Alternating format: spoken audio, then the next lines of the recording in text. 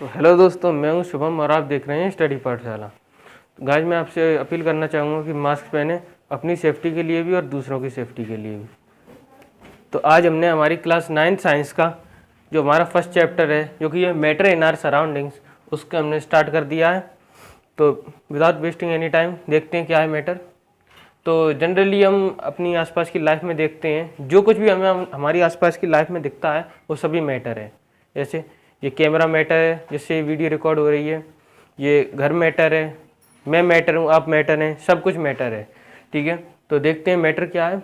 Matter refers to the materialistic thing which has mass and occupies space. मतलब matter उन चीज़ों को कहते हैं जिनमें वजन होता है और वो जगह घेरती हैं। जैसे आप हो, आप जगह घेरते हो, आप एक बेड पर लेट गए तो बस वो आपने अब वो स्पेस ऑक्यूपाई कर ली, उस जगह को आपने घेर लिया। ठीक है, आप में मास भी है, आप में वजन भी है, तो आप मैटर हो। ठीक है, आप मैटर हो। जैसे कि और एग्जांपल देखने तो जो हवा है, हवा मैटर है क्योंकि वो जगह को घेरती है। आप कहोगे कि जगह कैसे घेरती है हवा को। आपने जनरली महसूस किया होगा कि जब आप कोई कोल्ड ड्रिंक लाते हो, सॉफ्ट ड्रिंक लाते हो, तो उसके अंदर जो एयर प्रेशर होता है वो कितना टाइट हो जाता है। तो कभी कभार हम जो सॉफ्ट ड्रिंक की बोतल है उसे खोलने में बहुत दिक्कत होती है क्योंकि इसके अंदर एयर होती है, तो एयर ने उस जगह को घेर रखा है। और जो खाना हम खाते हैं वो भी मैटर है। ठीक है, या फिर हम मैटर को कह सकते हैं, जैसा कि मैंने आपको बताया कि जो हमारे आसपास जो कुछ भी है वो सब मैटर है।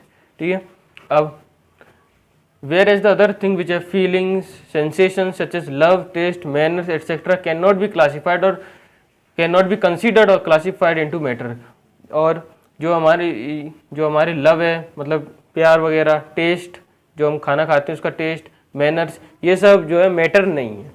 ठीक है, early Indian philosophers classified all the matters whether living और non living in the form of पंच तत्व, जो कि air, earth, fire, sky and water.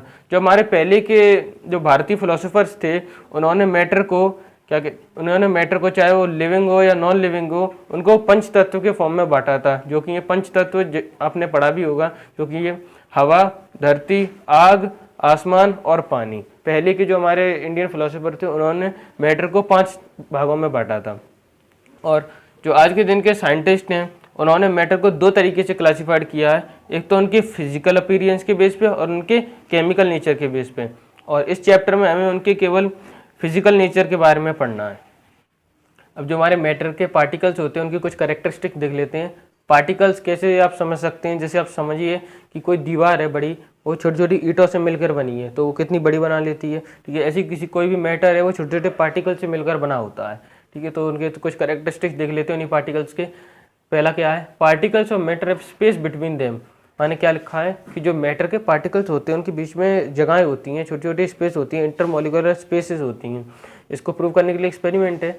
Potassium permanganate जिसे लाल दवा भी बोलते हैं, जिसका फॉर्मूला है KMnO4, वो इवनली डिस्ट्रीब्यूट हो जाता है पानी में। अगर आप थोड़ा सा पोटेशियम परमैंगनेट एक बाल्टी पानी में डाल देंगे तो आप थोड़ी देर बाद देखेंगे उस पानी का जो कलर है थोड़ा पिंक हो जाएगा। तो इससे हमें मालूम पड़ता है कि जो वाटर है उसके पार्टिकल्स के बीच में जगह है, तभी तो इसके पोटेशियम परमैंगनेट के पार्टिकल उसके बीच में आके बैठ गए हैं। तो इससे हमें पता चलता है कि जो मैटर के पार्टिकल्स हैं उनके बीच में स्पेस होता है। आप एक एक्सपेरिमेंट अपने घरों में भी देख सकते हैं कि जो टी होती है, मतलब जब हम चाय बनाते हैं तो जो पानी में जब हम चाय पत्ती डालते हैं तो कैसे थोड़ी देर बाद हम देखते हैं कि जो पानी का कलर है वो चेंज हो जाता है। इससे भी पता चलता है कि जो वाटर के पार्टिकल्स या मैटर के जो पार्टिकल्स हैं उनके बीच में स्पेस है। अब दूसरा देखते हैं हमारा क्या है, particles of matter are continuously moving. माने क्या, जो मैटर के पार्टिकल्स होते हैं वो कंटिन्यूसली मूविंग होते हैं, मतलब हमेशा हिलते डुलते रहते हैं। इसका एक एक्सपेरिमेंट है, particles of matter are constantly moving comes from study of diffusion. Diffusion क्या होता है, एक एक्सपेरिमेंट है डिफ्यूजन के लेके। जैसे एक रूम है, बंद रूम है या खुला, कैसा भी है, एक कोने पे उस रूम के आप खड़े हो जाइए और एक कोने में किसी और को खड़ा कर दीजिए जो परफ्यूम है या रूम फ्रेशनर के साथ। दूसरा पर्सन जब रूम फ्रेशनर चलाएगा तो थोड़ी देर बाद आप महसूस करेंगे कि जो पूरा रूम है उसमें उसकी खुशबू फैल जाएगी, जिससे हमें पता चलता है कि जो मैटर के पार्टिकल्स है वो मूव करते रहते हैं। एक कोने से उसने चलाया और वो मूव करते करते आपके पास तक आ गए दूसरे कोने में। तीसरा क्या है हमारा, particles of matter attract each other. माने जो मैटर के पार्टिकल्स होते हैं वो एक दूसरे को अट्रैक्ट करते हैं, एक दूसरे को चिपकाए रहते हैं। उनके बीच में बहुत ही टाइट फोर्स होता है जो एक दूसरे को जोड़े रहता है। कुछ मैटर होते हैं जिसमें ये कम होता है और कुछ मैटर होते हैं जिसमें ये बहुत ज़्यादा होता है। इसका एक एग्जांपल है, जैसे चौक है, स्कूल में जो चौक यूज़ होती हैं ब्लैक बोर्ड पे, अगर आप उसे तोड़ेंगे तो वो बहुत जल्दी टूट जाएगा, जिससे पता चलता है कि उनके पार्टिकल्स के बीच में जो फोर्स ऑफ अट्रैक्शन है वो बहुत ही कम है। जबकि जो डायमंड है, आप डायमंड को नहीं तोड़ सकते, जो ये सबसे हार्डेस्ट एलिमेंट है अभी तक की, उसमें एलिमेंट नहीं है, हार्डेस्ट थिंग है अभी तक की डिस्कवरी में, तो उसमें इसके पार्टिकल्स के बीच में जो फोर्स ऑफ अट्रैक्शन है वो बहुत ज़्यादा है, इसलिए ये बहुत ही देर में टूटता है। चौथा क्या है, the particles of matter are very very small to be seen with naked eyes. मतलब जो मैटर के पार्टिकल्स होते हैं वो इतने छोटे होते हैं, इतने छोटे कि आप उन्हें ऐसे खुली आंखों से नहीं देख सकते, उनको देखने के लिए आपको माइक्रोस्कोप का यूज़ करना पड़ेगा। Then states of matter. States of matter कैसे समझ सकते हैं हम कि मैटर किस फॉर्म में एग्जिस्ट करता है हमारे नेचर में। मेनली हम 3 फॉर्म्स पढ़ते हैं, जो कि ये solid, liquid and gas. Solid liquid gas को समझने का भी बहुत ही अच्छा एग्जांपल है पानी। पानी को जब हम कूल करते हैं तो बर्फ़ बन जाता है सॉलिड स्टेट में, और जो लिक्विड स्टेट में तो पानी होता ही, और जब हम उसे ज़्यादा उबालते हैं तो वो गैस स्टेट में बन जाता है। तो हमारे जो सॉलिड की हैं हम प्रॉपर्टीज़ देख लेते हैं। Fixed shape and definite volume, माने सॉलिड का जो फिक्स शेप होता है बिल्कुल फिक्स्ड होता है, और जो इसकी क्वांटिटी है बिल्कुल सेम रहती है। जैसे मान लीजिए ये मार्कर है, ये सॉलिड है, इसका शेप बिल्कुल फिक्स्ड है, चाहे मैं इसे ऐसे रख दूँ, चाहे मैं इसे ऐसे रख दूँ, चाहे मैं इसे ऐसे रख दूँ, इसका शेप बिल्कुल फिक्स रहता है। और वॉल्यूम भी, ना तो ये घट रहा है ना बढ़ रहा है, ये बिल्कुल सेम ही शेप का रह रहा है। उसके बाद inter particle distances are smallest, मतलब इनके जो पार्टिकल हैं आप देख सकते हैं, इनके जो पार्टिकल हैं इनके बीच में डिस्टेंस बहुत ही कम है। कितना कम डिस्टेंस है, ये बहुत ही बिल्कुल पास में एक दूसरे के, इनके जो पार्टिकल्स के अंदर का जो डिस्टेंस है वो बहुत ही कम है। इनकम्प्रेसिबल, मतलब इन्हें आप ज़्यादा दबा नहीं सकते। मैंने अभी बताया इनके बीच में जगह ही कम है, तो आप इनको कितना दबा लेंगे। लिक्विड में जगह देखिए ज़्यादा है, तो आप इसको थोड़ा कंप्रेस कर सकते हैं, इसको दबा भी सकते हैं। सॉलिड को आप बिल्कुल नहीं दबा सकते, क्योंकि उसमें पहले से ही जगह नहीं है, आप जगह कहाँ से बनाएंगे। High density and do not diffuse, मतलब डेंसिटी हाई होती है। डेंसिटी हाई मतलब अगर आप सॉलिड का छोटा सा पीस लेंगे तो आप उसमें आपको बहुत सारे पार्टिकल्स मिल जाएंगे। देखिए ये सॉलिड का छोटा सा पीस है, मगर इसमें देखिए कितने सारे पार्टिकल्स हैं। लिक्विड का भी उतना ही पीस है, इसमें कितने कम है, और गैस का तो आप देख सकते हैं बिल्कुल कम है। और ये डिफ्यूज़ नहीं करते, मतलब अगर आप इसको ऐसी सॉलिड को सादा रख देंगे तो ये घुलेगा नहीं, ना कहीं चला जाएगा। जैसे लिक्विड, हम पेट्रोल देखते हैं, पेट्रोल को हम ऐसा रख देंगे तो वो उड़ जाता है, तो डिफ्यूज़ हो जाता है, मगर सॉलिड नहीं है। ऐसा मैं रखा रहूँगा, ये 1, 2, 3 साल बाद ये ऐसा ही रहेगा, बदलेगा नहीं ये। Inter particle forces of attraction is strong, मतलब इनके जो अभी हमने पहले ही पढ़ा था कि इनके जो पार्टिकल्स के बीच में जो फोर्स है बहुत ही स्ट्रॉन्ग है, जिससे वो एक दूसरे को पकड़ के रखते हैं, बिल्कुल पकड़ के रखते हैं। और फिर हमारा है पार्टिकल्स आर क्लोजली पैक्ड। मैंने अभी बताया कि पार्टिकल जो है बहुत ही पास हैं, बिल्कुल पैक्ड रहते हैं। उसके बाद लिक्विड देखते हैं। Not fixed shape but fixed volume, मतलब इनका शेप फिक्स नहीं होता है। जैसे मान लीजिए मैंने 1 गिलास पानी लिया, तो जब वो जो पानी है वो गिलास में था तब उसका शेप गिलास जैसा था। अभी मैंने उसे किसी पतीली में डाल दिया तो उसका शेप अलग हो जाएगा, मगर जो वॉल्यूम है वो सही रहे, वो फिक्स्ड रहेगा। मतलब अगर उसकी क्वांटिटी आधे लीटर है तो गिलास में भी आधे लीटर ही रहेगा, और चाहे मैं पतीली में डाल दूँ तो भी वो आधा ही लीटर रहेगा। Inter particles distance are larger, मतलब इनके जो पार्टिकल के बीच में जो डिस्टेंस है, दूरी है, वो ज़्यादा होती है एज़ कम्पेयर टू सॉलिड। देखिए सॉलिड में कम होती है, तो लिक्विड में थोड़ी ज़्यादा होती है। ऑलमोस्ट इनकम्प्रेसिबल, मतलब लिक्विड को, सॉलिड को तो हम बिल्कुल कंप्रेस नहीं कर सकते, लिक्विड को हम थोड़ा सा कंप्रेस कर सकते हैं, क्योंकि इनके में बीच में थोड़ी सी जगह तो होती है।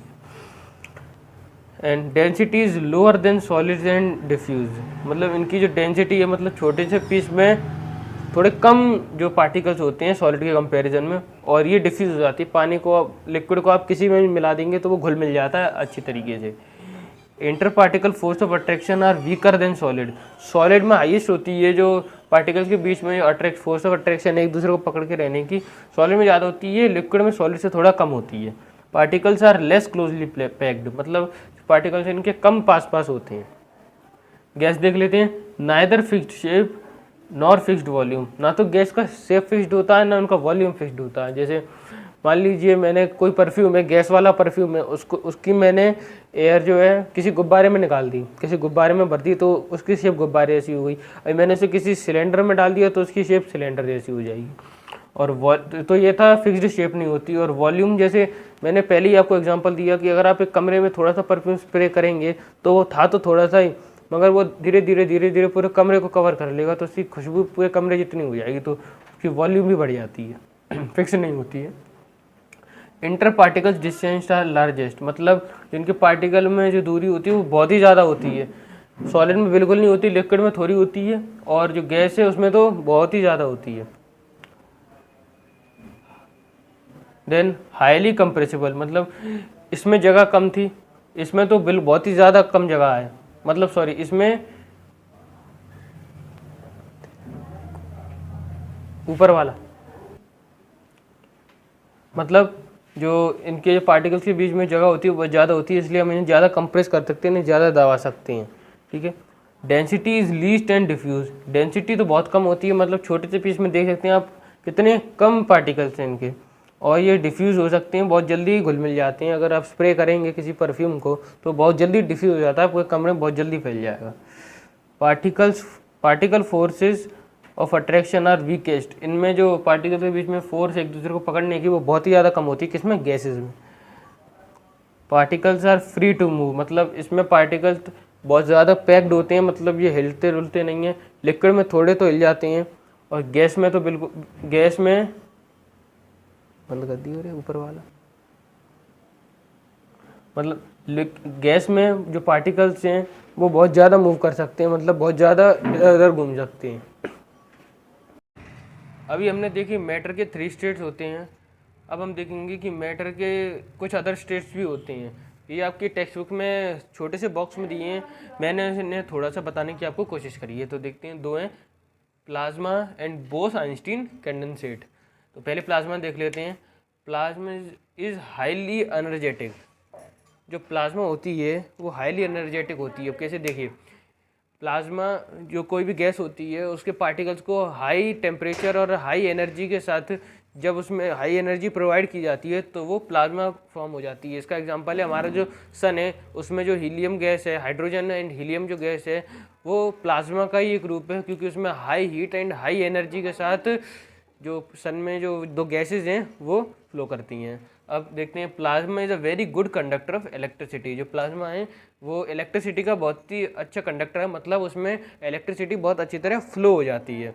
अब like gases have an indefinite shape and indefinite volume, मतलब अदर गैसेस की तरह जो प्लाज्मा है उसमें भी उसका ना शेप फिक्स्ड होता है ना वॉल्यूम फिक्स्ड होता है। अब देखते हैं बोस-आइंस्टीन कंडेंसेट, BEC, नाम से ही देखिए, नाम से समझ में आ रहा है ये 2 साइंटिस्ट ने बनाया था, एक इंडियन हमारे SN बोस और दूसरे हमारे sir Albert Einstein.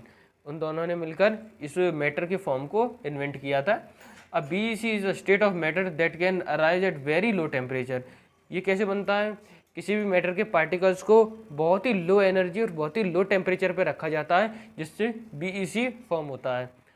The BEC is all about molecules that are really close to each other, even closer than atoms in solid, मतलब जो BEC के मैटर के पार्टिकल्स होते हैं वो इतने पास होते हैं, बहुत ज़्यादा पास होते हैं, इवन जो सॉलिड्स हैं उनसे भी ज़्यादा क्लोज होते हैं उनके पार्टिकल्स। तो scientist receive a Nobel prize for their work in 1995। Sir Albert Einstein and SN Bose, इन दोनों साइंटिस्ट को नोबेल प्राइज मिला था इनके वर्क के लिए 1995 में। देन इस चैप्टर में एक टॉपिक और है जो कि बहुत इंपॉर्टेंट है, इस पर बेस्ड न्यूमेरिकल्स भी आते हैं, जो कि है टेम्परेचर। टेम्परेचर को मेजर करने के लिए जनरली 3 स्केल्स का यूज़ किया जाता है, जो कि kelvin, degree Celsius and degree Fahrenheit. अगर आपको केल्विन में टेम्परेचर निकालना है तो उसका फॉर्मूला है temperature Kelvin equal to temperature in degree Celsius plus 273। और अगर आपको डिग्री फ़ारेनहाइट में टेम्परेचर निकालना है तो उसका फॉर्मूला है degree Fahrenheit is equal to 9/5 into degree Celsius plus 32। ये जो है, जो साइंस लेबोरेटरी हैं उनमें ये इस स्केल का यूज़ किया जाता है केल्विन का, और जो डॉक्टर्स हैं वो डिग्री फ़ारेनहाइट में इसको यूज़ करते हैं। आपने जनरली सुना होगा कि उसको 104 बुखार हो गया, तो ये जनरली डिग्री फ़ारेनहाइट में बोलते हैं डॉक्टर 104। आप खुद सोच के देखिए, 100 डिग्री पे पानी बॉयल होता है, 100 डिग्री सेल्सियस पे पानी बॉयल होता है, और अगर हमारी बॉडी का ही टेम्परेचर अगर 104 हो जाएगा तो बताइए हम कैसे जिंदा रहेंगे। तो वो डिग्री फ़ारेनहाइट में होता है, ना कि डिग्री सेल्सियस में। तो यहाँ पे कुछ मैंने 2 न्यूमेरिकल क्वेश्चन दिए हैं, उसको सॉल्व करने की कोशिश करते हैं फार्मूला के बेस पे। आपको डिग्री सेल्सियस में वैल्यू दी है और आपको उसे केल्विन में बताना है, तो आप कैसे बताएंगे? बस इस फॉर्मूला का यूज़ कर दीजिए, जो कि है हमारा formula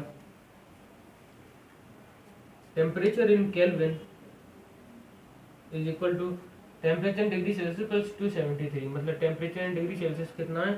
45 degree Celsius plus 273। 45 plus 273 is what?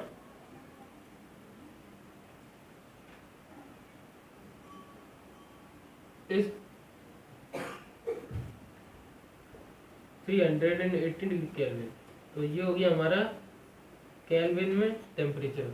और दूसरा मैंने न्यूमेरिकल दिया है convert 45 degree Celsius into Fahrenheit. तो फ़ारेनहाइट में कन्वर्ट करने के लिए हमारे पास फॉर्मूला है, तो क्या degree Fahrenheit equal to 9/5 into, तो डिग्री सेल्सियस में टेम्परेचर दिया 45, तो 45 plus 32, then 5 9 45, 9 9 81, 81 plus 32 is what? 3 8 9 10 11। तो ये हो गया हमारा डिग्री फ़ारेनहाइट में इसका टेम्परेचर। उसके बाद हमें दिया गया है इसी में थर्मामीटर। तो थर्मामीटर क्या होता है? वो डिवाइस जो टेम्परेचर मेजर करने के लिए यूज होता है, उस डिवाइस को थर्मामीटर कहते हैं। थर्मामीटर जनरली 2 टाइप्स के होते हैं, एक है क्लिनिकल, एक है डिजिटल। क्लिनिकल जो होता है जिसमें मर्क्यूरी का यूज होता है, जो ग्लास का बना होता है, जिसमें मर्क्यूरी को पारा भी बोलते हैं, उसका यूज होता है। डिजिटल, क्योंकि डिजिटल आता है हमारा जो बैटरी से वर्क करता है, एक वो होता है। अब है चेंज इन स्टेट्स। हमने ये तो देख लिया कि सॉलिड, फिर लिक्विड, फिर गैस। फिर अब हम ये देखेंगे कि ये चेंज एक दूसरे से कैसे होते हैं, कि सॉलिड से लिक्विड कैसे बनता है, फिर लिक्विड से गैस कैसे बनता है। तो वही आज फिर हम देखेंगे कि सॉलिड है, सपोज कीजिए आइस है, आइस क्यूब है, कोई आइस है। अगर हम आइस को हीट करेंगे तो पानी बनेगा। तो उस प्रोसेस को कहते हैं, जब वो सॉलिड से लिक्विड में बनेगी तो उस प्रोसेस को कहते हैं मेल्टिंग, पिघलना जो कहते हैं वो मेल्टिंग कहते हैं। फिर जब वो लिक्विड है, पानी बन गया, जब पानी को हम फिर हीट करेंगे, पानी को जब हम हीट करेंगे तो वो वाटर वेपर जो भाप बन के उड़ जाता है तो वो गैस में चला जाता है, उसे बोलते हैं हम बॉइलिंग। ठीक है। उसके बाद हम देखते हैं कि जब गैस को हम कूल करते हैं, हमें मालूम है जब हमारे वाटर वेपर आसमान में चले जाते हैं तो फिर वो बारिश कैसे बनती है? ऊपर आसमान में टेम्परेचर बहुत हाई होता है, तो जब वो कूल होते हैं और कूल होके जब वाटर वेपर पानी बनते हैं तो पानी बन के वो नीचे आती हैं। तो वो कूल होते हैं तो उस प्रोसेस को क्या कहते हैं? कंडेंसेशन। जब वाटर वेपर लिक्विड में चेंज हो जाते हैं या गैस जब लिक्विड में चेंज हो जाती है तो उस प्रोसेस कहते हैं कंडेंसेशन। उसके बाद लिक्विड जो हमारा पानी है उसको जब हम और ज़्यादा कूल करेंगे तो वो सॉलिड की स्टेट में फिर आ जाएगा, जिस प्रोसेस को हम कहते हैं फ्रीजिंग। यहाँ पर एक फिनोमिना और हमें पढ़ना है कि जो सॉलिड है वो डायरेक्टली गैस में कैसे चेंज हो जाता है। अभी हमने देखा कि सॉलिड पानी पहले जो बर्फ़ है वो पानी बनेगी फिर भाप बनेगी। और एक फिनोमिना और है कि जो सॉलिड है वो डायरेक्टली गैस में चेंज कैसे हो जाता है, उसमें लिक्विड स्टेट नहीं होती। ये सभी मैटर में नहीं होता है, सिर्फ कुछ ही यूनिक मैटर हैं जिनमें ये प्रोसेस होता है। तो पहले उस प्रोसेस को पढ़ लेते हैं, क्या है वो। उस प्रोसेस कहते हैं हम सब्लिमेशन। सब्लिमेशन क्या है? The changing of solid directly into vapour on heating. मतलब जो सॉलिड है वो डायरेक्टली वेपर में चेंज हो जाए, कब? हीटिंग करने में। उस प्रोसेस को हम सब्लिमेशन कहते हैं। ये होता है जो हमारे घरों में जो पूजा के तौर पे यूज होता है, जो कपूर होता है आरती के, जिसे हम कैम्फर बोलते हैं, वो इस प्रोसेस को निभाता है कि हम जब कैम्फर को जलाते हैं, कपूर को जलाते हैं, वो लिक्विड नहीं बनता है, वो सीधा डायरेक्टली वो हवा में उड़ जाता है, डायरेक्टली वाटर वेपर बन जाता है। और जब हम उसी वेपर को जब हम कूल करेंगे तो वो दोबारा से सॉलिड बन जाएगा। इसका एक एग्जांपल और है, जो हमारी कार्बन डाइऑक्साइड होती है, हमें मालूम है गैस है, तो गैस के जो पार्टिकल में बहुत दूर दूर होते हैं तो हम उसे कंप्रेस कर सकते हैं। तो जब हम कार्बन डाइऑक्साइड को जब हम कंप्रेस करेंगे तो वो डायरेक्टली बिल्कुल सॉलिड बन जाता है, ड्राई आइस बन जाता है। जो आपने जो धार्मिक सीरियल होते हैं उनमें देखा होगा कि जो स्वर्ग दिखाया जाता है उसमें, तो जो देवता लोग होते हैं वो नीचे कितने बादल बादल से होते हैं, या किसी भी रियलिटी शो में हमने देखा कितने सारे वो बादल बादल बना देते हैं। या आजकल ये ट्रेंड बहुत चल रहा है कि जो बिस्किट आता है, बिस्किट में से धुआं निकल रहा होता है, जैसे स्मोक बिस्किट या स्मोक पान टाइप होता है, कि वो मुंह में डाल देते हैं और जिससे बहुत सारा धुआं निकलने लगता है। तो इसी वजह से होता है, वो ड्राई आइस होती है। ये ड्राई आइस यानी सॉलिड कार्बन डाइऑक्साइड जिसे कंप्रेस करके गैस से सॉलिड बना दिया गया है, वही होता है। वो उसको कंप्रेस करके सॉलिड बना दिया जाता है जिसमें से वो धुआं निकलता है। तो उस प्रोसेस को कहते हैं डेपोजिशन। जब गैस डायरेक्टली सॉलिड में बन जाती है, लिक्विड को छोड़ के डायरेक्टली सॉलिड में, उसे हम कहते हैं डेपोजिशन। और यहाँ पे हम अपने प्रोसेस और देख लेते हैं एक बार और। जैसे कहते हैं मेल्टिंग, मेल्टिंग क्या होता है? Melting is the process by which a substance changes from solid to liquid, मतलब सॉलिड से लिक्विड में चेंज हो जाता है कोई सब्सटेंस। कब? ऑन हीटिंग, मतलब गर्म करने पर। जब जो आइस उसे हम गर्म करेंगे या वो जब हीट होगी तभी तो वो लिक्विड में बनेगी, जब तो वो पानी बनेगी। उसके बाद है हमारा बॉइलिंग। बॉइलिंग क्या होता है हमारा? Boiling is the process by which a liquid turns into water vapour when it is heating to its boiling point. अब देखिए किसी भी लिक्विड का अपना एक बॉइलिंग पॉइंट होता है। अब पानी है, पानी हमें मालूम है 100 डिग्री सेल्सियस पे बॉयल होने लगता है। ऐसा तो नहीं है कि 1 डिग्री पर ही बॉयल होने लगेगा। तो हमारा process the boiling is the process by which a liquid turns into water, मतलब एक कोई लिक्विड है, कोई पानी है, मतलब एक लिक्विड का एग्जांपल ले लेते हैं हम, पानी। वैसे लिक्विड तो बहुत सारे होते हैं कि जब पानी को हम हीट करेंगे तो वो गैस बन जाता है क्या थोड़ी सी हीट पर ही? नहीं, कब तक हीट करना है? उसके बॉइलिंग पॉइंट तक। वाटर का बॉइलिंग पॉइंट क्या होता है? 100 डिग्री सेल्सियस। उसके बाद है हमारा freezing. Freezing is the process in which a liquid turns into solid. Freezing process क्या है? जब कोई लिक्विड सॉलिड में चेंज होता है। कब? ऑन कूलिंग, ठंडा करने पर ही। तो फ्रीजिंग से ही समझ में आ रहा है, ठीक है। उसके बाद हमारा condensation. Condensation is the process by which a gas turns into liquid. Condensation क्या प्रोसेस है? मैंने बताया जब वाटर वेपर बादलों की तरफ चला जाता है तो वहाँ कूल होने के बाद वो बारिश बन के पानी नीचे आता है, पानी बन के बारिश होती है, उसे हम कहते हैं कंडेंसेशन। जब गैस लिक्विड में चेंज होती है ऑन कूलिंग। उसके बाद हमारा देखा, अभी मैंने बताया सब्लिमेशन, कि जब सॉलिड डायरेक्टली गैस में चेंज हो जाता है ऑन हीटिंग, उसका लिक्विड स्टेट नहीं होता है। इसका एग्जांपल हम ड्राई आइस ले सकते हैं, मतलब सॉलिड कार्बन डाइऑक्साइड, और एक और इसका कपूर कैम्फर। डेपोजिशन क्या होता है? कि जब गैस को हम कूल करने पर सॉलिड बन जाए। इसका भी वही एग्जांपल है कि गैस कार्बन डाइऑक्साइड को जब हम कंप्रेस करेंगे तो वो सॉलिड कार्बन डाइऑक्साइड, जिसे हम ड्राई गैस कहते हैं, वो बन जाएगा। तो अब हमारा टॉपिक है लेटेंट हीट। ये भी इस चैप्टर का बहुत ही इंपॉर्टेंट टॉपिक है, तो आइए इसे भी समझ लेते हैं। इसे समझने से पहले हमें 2 एक्सपेरिमेंट समझने पड़ेंगे। इन्हें समझने के बाद हम इस कॉन्सेप्ट को बहुत ही अच्छी तरह समझ पाएंगे। सपोज कीजिए ये हमारे पास एक बीकर है, कोई कांच का एक बर्तन है, जिसमें हमने थोड़ा सा पानी डाल दिया है और नीचे बर्नर आग जला दी है इसको गर्म करने के लिए। हमने 1-2 घंटे इंतज़ार करा ये देखने के लिए कि इसका टेम्परेचर कितना बढ़ता है। तो हमने इसका आग जलाई और हमने इसका देखा कि ये थोड़ी देर तक 100 डिग्री सेल्सियस पे पहुंच गया, जो कि वाटर का बॉइलिंग पॉइंट है। तो समझ लीजिए पानी बॉयल होने लगा। थोड़ी देर बाद और देखा तो 104 डिग्री सेल्सियस पहुंच गया। फिर हम देखते गए 1-2 घंटे, तो इसका टेम्परेचर नहीं बढ़ा, वो 104 डिग्री सेल्सियस पे अटक गया। तो हमारे दिमाग में ये क्वेश्चन आया कि ये जो हम हीट लगा रहे हैं इसमें बराबर, तो अब वो इसके बाद कहाँ जा रही है? टेम्परेचर बढ़ क्यों नहीं रहा है? अब दूसरा एक एक्सपेरिमेंट और समझ लेते हैं कि ये आइस है, आइस का क्यूब है, कोई बर्फ़ का टुकड़ा है। तो हमने ये बर्फ़ का टुकड़ा यहाँ रखा और यहाँ पर मान लीजिए कोई हीटर है गर्म हवा का, वो हमने यहाँ चला दिया। तो ये गर्म हवा इस पे जा रही है, तो ये आइस धीरे धीरे मेल्ट हो रही है, ये धीरे धीरे पिघल रही है। हमने यहाँ इसमें थर्मामीटर लगा दिया है और इस बर्फ़ का टेम्परेचर क्या है? 0 डिग्री सेल्सियस। वाटर जो है लिक्विड स्टेट से सॉलिड स्टेट कब पहुँचता है? जब उसका टेम्परेचर 0 डिग्री सेल्सियस पे हो जाता है। जो वाटर का फ्रीजिंग पॉइंट होता है 0 डिग्री सेल्सियस। उसके बाद हमने गर्म हवा फेंक रहे हैं तो ये बर्फ़ मेल्ट होती आ रही है, मगर इसका टेम्परेचर नहीं बढ़ रहा है। 0 से 1 भी नहीं हो रहा है, ना 2 हो रहा है, ना 3 हो रहा है, ये 0 डिग्री सेल्सियस पे ही अटका रह रहा है। तो हमारे दिमाग में फिर से क्वेश्चन आया कि ये हम हीट बराबर यहाँ लगा रहे हैं, वो जा कर रही है, टेम्परेचर अब इंक्रीज़ क्यों नहीं हो रहा है? अब समझिए यहाँ पर टेम्परेचर क्यों नहीं इंक्रीज़ हो रहा है, या ये हीट जा कहाँ रही है? देखिए समझिए, यहाँ पर मान लीजिए ये कोई मैटर है, मैटर का पीस है, सॉलिड है। तो यहाँ पर इसके जो पार्टिकल्स हैं ये क्लोजली पैक्ड है, मतलब बहुत ही अच्छी तरह पैक्ड है। सॉलिड की ये खूबी होती है, हमने अभी पढ़ा भी था कैरेक्टरिस्टिक्स में सॉलिड की। तो हमने यहाँ पर इसमें ये मान लीजिए यही बर्फ़ ही है और हम इस पर बराबर जो है हीट लगा रहे हैं, इसमें हम बराबर हीट लगा रहे हैं, इसमें हीट लगा रहे हैं। तो इसका ये धीरे धीरे जो है बर्फ़ है, तो ये धीरे धीरे पानी बन रहा है, ये धीरे धीरे पानी बन रहा है, मगर इसका टेम्परेचर नहीं बढ़ रहा है। ठीक है, तो ये टेम्परेचर क्यों नहीं बढ़ रहा है? तो समझिए ये जो हीट है, ये जो पार्टिकल के बीच में जो फोर्स ऑफ अट्रैक्शन है, मतलब जो फोर्स है इनके बीच में, जो कि इनके पार्टिकल्स को पकड़े रखी है सॉलिड बनाने के लिए, तो ये जो हीट है वो इन पार्टिकल्स को तोड़ने में लगा हुआ है, क्यों? क्योंकि ये अब जो सॉलिड है ये सॉलिड से लिक्विड बन रहा है। समझ रहे हैं आप? ये जो है सॉलिड से लिक्विड बन रहा है, ये हीट इस सॉलिड को लिक्विड बनाने में लग रही है, इसके फोर्स ऑफ अट्रैक्शन को तोड़ने में लग रही है, इसलिए इसका टेम्परेचर बढ़ नहीं रहा है। ये जो हीट है सारी इसी में कंज्यूम हो जा रही है इनके फोर्स ऑफ अट्रैक्शन को तोड़ने के लिए। क्यों? इसको सॉलिड से लिक्विड बनाने में। यही चीज़ यहाँ पर है। ये जो वाटर है उसके वाटर के जो मॉलिक्यूल्स हैं एक समय तक तो ये उबलने लगे। अब ये वाटर जो भाप भी तो बनेगा, भाप कैसे बनेगा? जब इसे बहुत ज़्यादा सफिशिएंट हीट मिलेगी।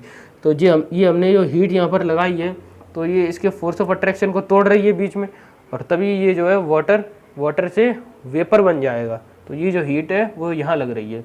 लेटेंट का सीधा सा मतलब होता है हिडन। आप गूगल कर सकते हैं कि लेटेंट का मतलब होता है हिडन, यानी छुपा हुआ, मतलब छुपी हुई हीट।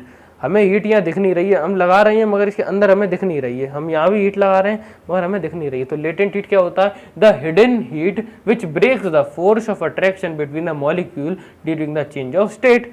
मतलब छुपी हुई हीट जो कि जो मॉलिक्यूल्स के बीच का फोर्स ऑफ अट्रैक्शन है उसे तोड़ने में लग रही है उनकी स्टेट को चेंज करने के लिए, मतलब सॉलिड से लिक्विड या लिक्विड टू गैस बनाने में, उसे ही हम लेटेंट हीट कहते हैं, यानी छुपी हुई हीट। उसके बाद हम लेटेंट हीट, इसके दो टाइप और हैं, latent heat of fusion and latent heat of vaporisation. देखिए लेटेंट हीट ऑफ फ्यूजन इसमें होगा और लेटेंट हीट ऑफ वेपोराइजेशन इसमें होगा। लेटेंट हीट ऑफ फ्यूजन क्या है?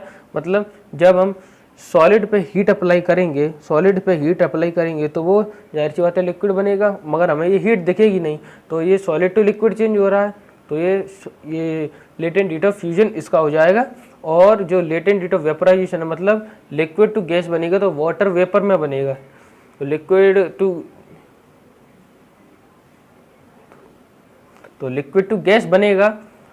टू गैस बनेगा जब हीट करने पर, तो वो हीट यहाँ भी लगेगी तो ये वेपर बनेगा, तो इसे हम लेटेंट हीट ऑफ वेपोराइजेशन की टर्म में रखेंगे। Then we have evaporation. ये भी हमारे चैप्टर का बहुत ही इंपॉर्टेंट टॉपिक है। बहुत से बच्चों को एवोपरेशन और बॉइलिंग में बहुत ज़्यादा कन्फ्यूजन होता है, तो उसे आज हम क्लियर करेंगे। देखिए बॉइलिंग क्या होता है, अभी हमने देखा था कि वो प्रोसेस जिसमें लिक्विड गैस में कन्वर्ट होता है उसको हीट करने पर उसके बॉइलिंग पॉइंट तक, ठीक है। और एवोपरेशन में क्या होता है, इसमें भी लिक्विड टू गैस बनता है और उसमें भी लिक्विड टू गैस होता है, मगर इसमें जो लिक्विड है उसको स्पेसिफिक बॉइलिंग पॉइंट तक हीट करना पड़ता है, मगर इसमें वो किसी भी टेम्परेचर पे एवोपरेट हो जाता है, ठीक है। उसके बाद हम देखते हैं एवोपरेशन कॉजेज कूलिंग। मतलब जो एवोपरेशन जो प्रोसेस होता है वो कूलिंग करता है, मतलब वो ठंडक करता है। अब कैसे, इसका एग्जांपल हम देखते हैं। गर्मियों के मौसम में हमारी बॉडी से पसीना आता है, बहुत ज़्यादा पसीना आता है, तो जो हमारी बॉडी की जो हीट है वो पसीने को, उसके अंदर के जो मॉलिक्यूल्स हैं उनके बीच के जो फोर्स को उसको उड़ाने की कोशिश करती है, और जब वो पसीना उड़ता है तो अपने साथ हीट को ले जाता है, जिससे हमें गर्मियों में ठंडक का एहसास होता है जब हम पंखे के नीचे बैठते हैं पसीना आने पर। उसके बाद factors affecting rate of evaporation, मतलब ऐसे कारण जो एवोपरेशन की स्पीड है उस पर प्रभाव डालते हैं, मतलब ये बढ़ाते हैं या घटाते हैं। देखिए टेम्परेचर जब बढ़ेगा तो रेट ऑफ एवोपरेशन बढ़ेगा, सीधी सी बात है। अगर हम किसी भी लिक्विड में, कोई लिक्विड रखा है, अगर हम उसके आसपास का टेम्परेचर बढ़ा देंगे तो उसमें जो वाटर है वो बहुत जल्दी एवोपरेट होगा। देन विंड स्पीड, आप देख सकते हैं कि गर्मियों में हम कपड़े सुखाते हैं, तो जब स्पीड तेज़ होगी जब हवा की, तो कपड़े बहुत जल्दी सूखेंगे, तो जो उनके अंदर का पानी है वो जल्दी एवोपरेट होगा। सरफेस एरिया जब बढ़ता है तो रेट ऑफ एवोपरेशन बढ़ता है। अब कैसे, इसका एग्जांपल आप देखिए, खुद करके देखिएगा घर पे कभी। एक गिलास पानी लीजिएगा, उसे धूप में रख दीजिएगा और उतना ही पानी एक बड़ी सी प्लेट में निकाल दीजिए। जब आप उसे 1-2 घंटे बाद ऑब्जर्व करेंगे तो आप देखेंगे कि जो प्लेट का पानी है वो ज़्यादा उड़ गया है, मतलब ज़्यादा एवोपरेट हो गया, कम हो गया और गिलास के कंपेरिजन में। उसके बाद ह्यूमिडिटी जब बढ़ेगी तो एवोपरेशन कम होगा। ह्यूमिडिटी माने जो उमस होती है, जो नमी होती है हमारे एटमॉस्फेयर की, तो जब एटमॉस्फेयर में पहले से ही नमी है, पहले से ही उमस है, तो वो पानी और क्यों लेगा। तो जब उस देन है ह्यूमिडिटी, जब ह्यूमिडिटी बढ़ेगी तो रेट ऑफ एवोपरेशन कम रहेगा। अब ये देखिए कि जब एटमॉस्फेयर में पहले से ही पानी का कंटेंट, मॉइस्चर का कंटेंट बहुत ज़्यादा होगा, तो वो और पानी अपने अंदर स्टोर नहीं करेगा, एटमॉस्फेयर में पानी और ज़्यादा नहीं होगा। इसलिए जब एटमॉस्फेयर में ह्यूमिडिटी पहले से ही होगी, उमस पहले से ही होगी, नमी पहले से ही होगी, तो रेट ऑफ एवोपरेशन कम हो जाएगा, मतलब वो पानी लेना बंद कर देगा। उसके बाद एप्लीकेशंस ऑफ एवोपरेशन, मतलब एवोपरेशन पे बेस्ड कुछ एक्टिविटीज़ हम देख लेते हैं जो हमारी डेली लाइफ में होती हैं। पहली है कि वाई डू वी वियर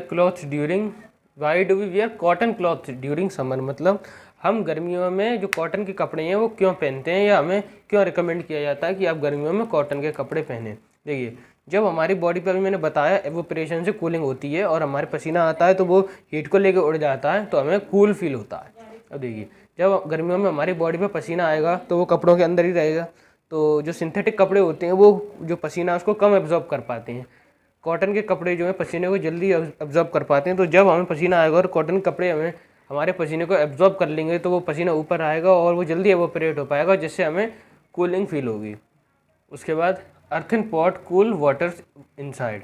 देखिए अर्थन पॉट क्या होते हैं, जो घड़े होते हैं या जो मटके होते हैं पानी भरने के, आप में से बहुत सारे लोगों के घर में यूज़ भी होते होंगे। तो उसके अंदर क्या होता है, हम जब पानी भर देते हैं तो उसमें घड़े में छोटे छोटे माइक्रोस्कोपिक पोर्स होते हैं, आपको नहीं दिखेंगे, बहुत छोटे छोटे पोर्स होते हैं, छेद होते हैं उसमें। तो जब पानी उसके बाहर आ जाता है तो गर्मियों में रखने पे तो वो पानी उड़ जाता है, एवोपरेट हो जाता है, जिससे जो मटके का पानी है वो ठंडा रहता है। उसके बाद ड्रॉप्स ऑन बोतल आफ्टर रिमूविंग फ्रॉम फ्रिज, मतलब जब हम फ्रिज से बिल्कुल ठंडी ठंडी बोतल निकाल के बाहर रखते हैं तो उसके ऊपर आपने देखा होगा छोटी छोटी बूंदें आ जाती हैं या वो गीली हो जाती है। क्या उस बोतल में कोई छेद होता है? नहीं, ऐसा नहीं होता है।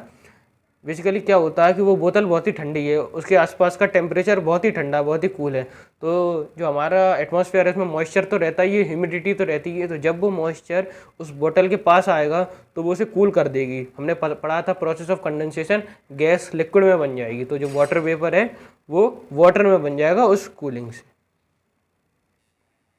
तो होप करता हूँ आपको वीडियो पसंद आई होगी। अगर आपको वीडियो पसंद आई तो लाइक करें, अपने फ्रेंड्स के साथ शेयर करें और मेरे चैनल को सब्सक्राइब करें। Thank you for watching, see you again, bye bye.